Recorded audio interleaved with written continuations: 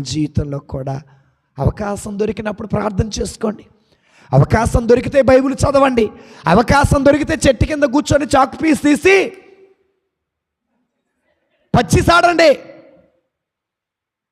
అవకాశం దొరికితే వర్షాలు పడి పని లేకపోతే బజార్లో కూర్చొని నడుట్లో పేకాటాడండి. నిన్ను చూసి నీ పిల్లలు, నీ తల్లిగా తండ్రిగా నీ పిల్లలకి ఏం ఆదర్శం ఇస్తున్నావు?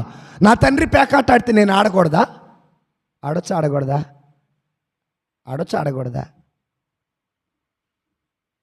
ఆడొచ్చా ఆడకూడదు చెప్పండి. నా తండ్రి పేకాట ఆడాడు, నేను ఆడకూడదా? ఎక్కడ? నడుట్లో. దేవుని స్తోత్రం. హల్లెలూయా, హల్లెలూయా. ఈ రోజున దేవుడు నిన్ను దీవిస్తాడా? దేవుడు నీ కుటుంబాన్ని దీవిస్తాడా? నీ కుటుంబంలో ఎదుగుదల ఉంటుందా?